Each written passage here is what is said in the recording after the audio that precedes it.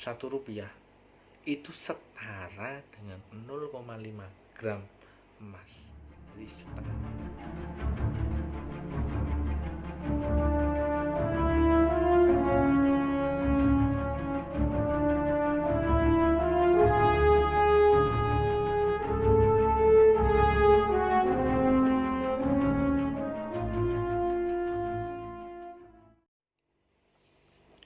Halo guys, ketemu lagi di Wana TV dengan saya Wardoyo. Oke, kali ini saya akan membahas tentang sejarah-sejarah di Indonesia maupun di dunia nanti ya, pada kurun waktu dari mulai revolusi industri sampai nanti revolusi sekarang yang dari mulai 1.0 sampai dengan 5.0. Nah, nanti semuanya akan berkaitan, bagaimana cara dunia bekerja, nanti akan saya bahas di sini. Tapi sebelum kita jauh membahas itu, pertama-tama pada konten yang pertama ini dalam acara History World, ini kontennya namanya History World. Ini akan saya kulik lagi dari mulai masalah yang paling penting di dunia adalah mata uang.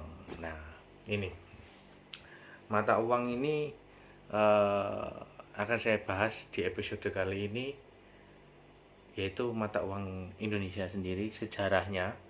Saya akan membahas sejarah secara garis besarnya aja, tidak terlalu detail. Ini nanti sebagai basic dari konten-konten kita selanjutnya. Nah, jadi nanti ini akan berseri ya. Oke, langsung aja. Ini untuk mata uang rupiah ya.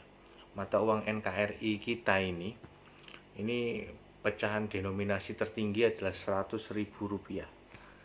Ini diterbitkan oleh Bank Indonesia sebagai Bank Sentral Indonesia ya kan? Bank Sentral Indonesia.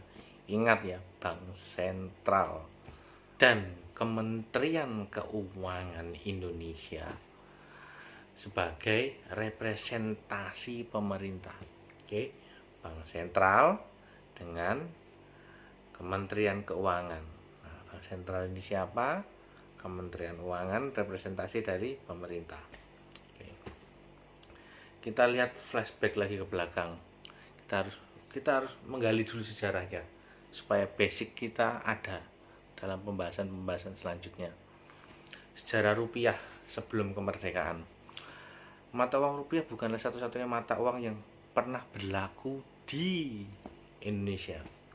Pada saat kerajaan-kerajaan Mataram dahulu, uang sudah ada, tapi tipe-tipenya berbeda. Dari mulai Mataram, Sriwijaya, Majapahit, semuanya sudah mengenal uang, tapi uangnya berbentuk logam. Untuk logam ya guys ya. Setelah kedatangan penjajah di Indonesia, mulailah mata uang itu berganti dari yang mulai logam berganti dengan kertas. Nah, tapi pada saat itu masih belum terlalu banyak ya pergantiannya. Kita masih mengenal, Indonesia masih mengenal sen, golden notabene diterbitkan oleh Bank de Javase, bank khusus yang digunakan Hindia Belanda pada saat itu. Nah, setelah itu datanglah pemerintahan Jepang di tahun 1942. Akhirnya pemerintahan Jepang berusaha menarik semua mata uang yang digunakan pada saat itu, peredarannya, dan menyusun bank sendiri dengan nama Bank Nanpo Kaihatsu Ginko. Nah, saya harus baca ya, soalnya biar nggak salah. Yang mencetak uang mereka sendiri, walaupun masih dalam bahasa Belanda yang disebut Gulden Hindia Belanda. Jadi masih tetap, karena kita lama dijajah oleh Belanda, Jepang berusaha mempertahankan itu walaupun dengan mengganti bank sentralnya. Nah, menjelang akhir pendudukan Jepang, sebagai bagian dari upaya menarik hati masyarakat Indonesia, Jepang mencetak lagi uang baru berbahasa Indonesia yang dinamakan rupiah Hindia Belanda. Namun karena situasi politik, ekonomi saat itu yang kacau, maka baik gulden terbitan pemerintah Hindia Belanda, gulden terbitan Jepang, maupun rupiah Hindia Belanda, semuanya masih digunakan oleh masyarakat. Jadi pada saat itu ada 3 mata uang, yaitu yang digunakan dari mulai yang Belanda, Jepang, kemudian yang Indonesia sendiri. Jadi 3 mata uang itu berputar di situ.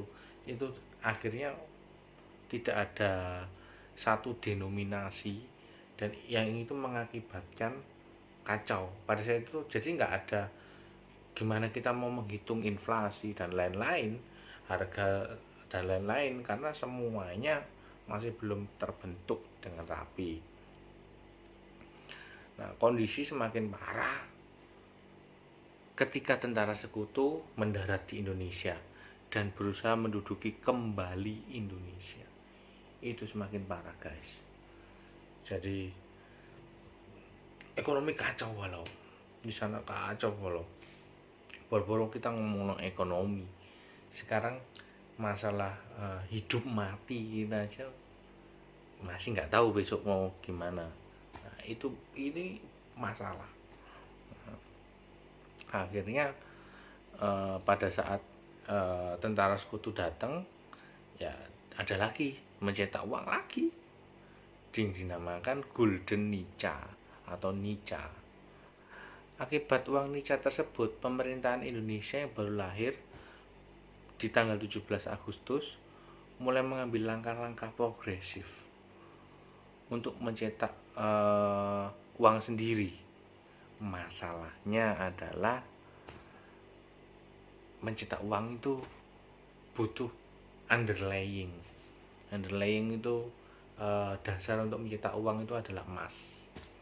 Jadi harus underlyingnya emas, dan emas itu Indonesia baru-baru punya emas, baru pertama kali merdeka, terus digempur sana sini, emas dari mana Indonesia. Jadi resourcesnya itu mencetak uang itu sangat besar. Terus sekutu-sekutu menyerang pabrik percetakan uang untuk menerbitkan uang tersebut. Nah, itu masalah semua. Nah, setelah melampaui perjuangan berat, pemerintah Indonesia akhirnya berhasil merilis uang pertamanya pada 3 Oktober 1946 yang dikenal juga sebagai Uang Republik Indonesia, yang disingkat ORI. Kenapa ORI? Karena U dulu Oweng, di Uang Republik Indonesia. Saat itu dideklarasikan bahwa semua uang terbitan Jepang harus ditukar dengan ORI hingga tanggal 30 Oktober di tahun yang sama.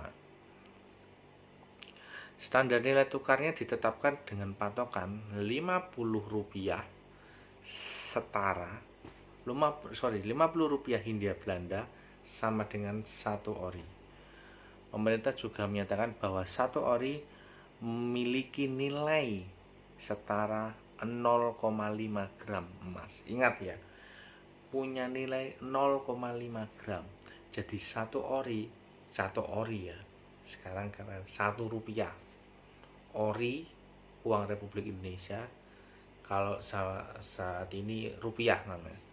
1 rupiah mempunyai underlying emas 0,5 gram. Nah, sekarang berapa harga emas per gramnya? Ayo berapa? Itu nanti kita akan bahas. Setelah penerbitan ori, maka mata uang yang resmi menjadi alat pembayaran di Nusantara ada 2, yaitu Nica dan uang ori.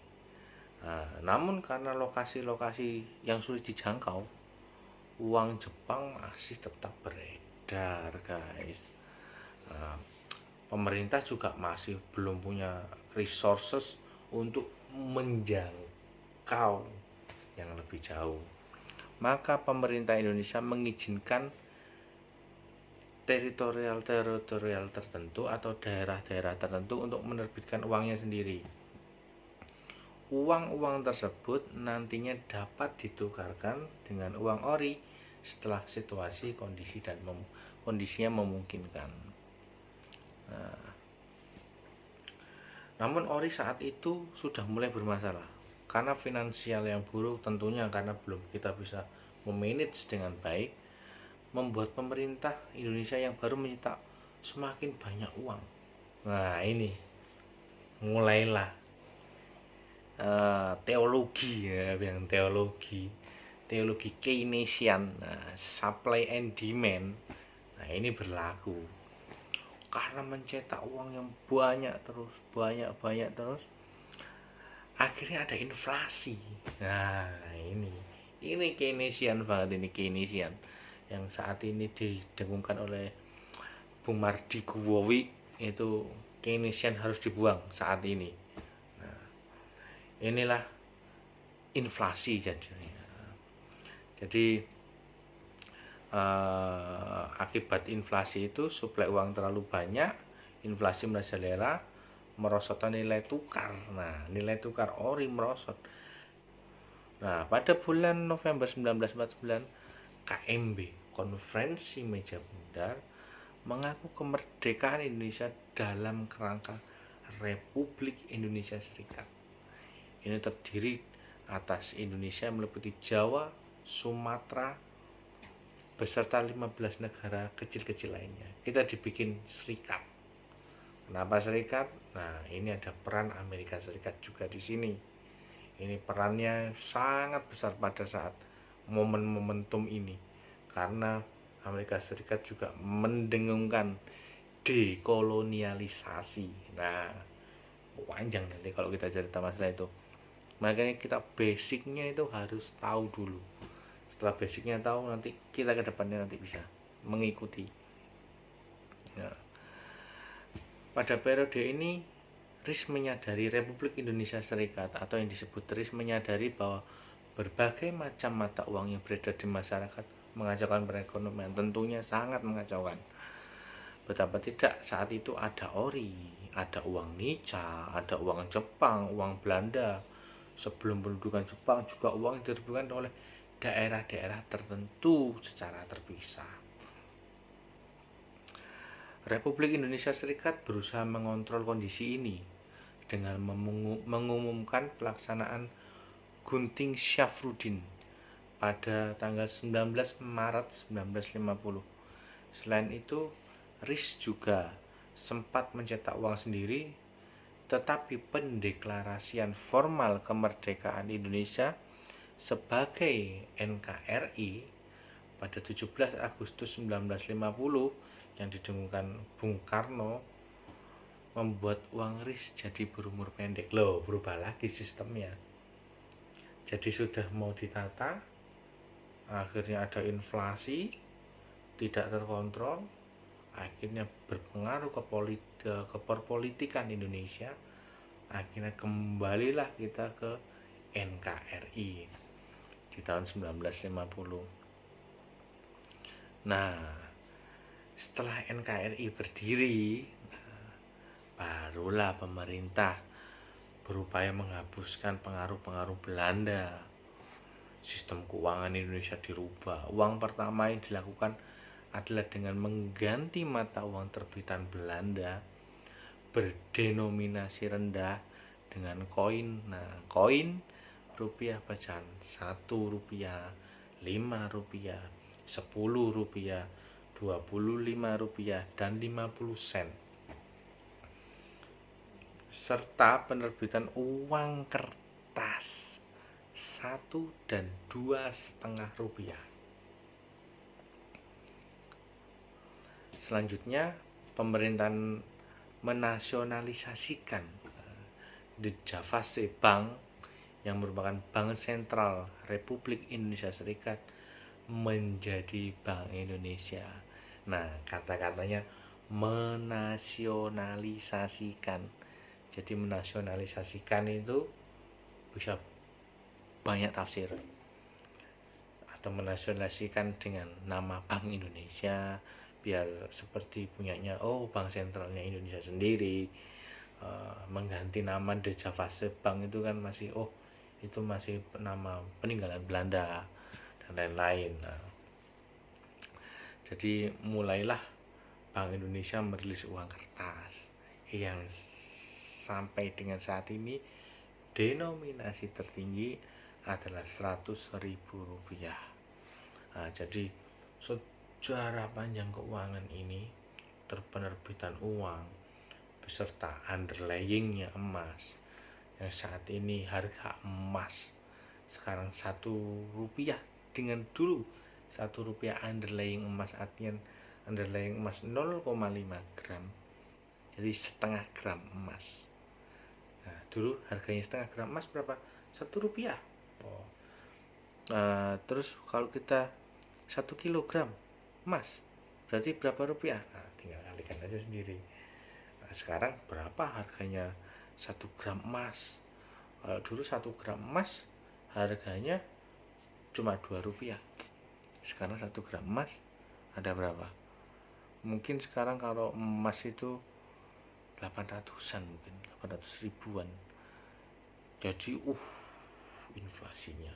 Nah, dalam episode selanjutnya nanti akan kita bahas lagi lebih mendalam tentang keuangan ini, yang saat ini devisa kita juga dolar karena kita bermain di kancah dunia.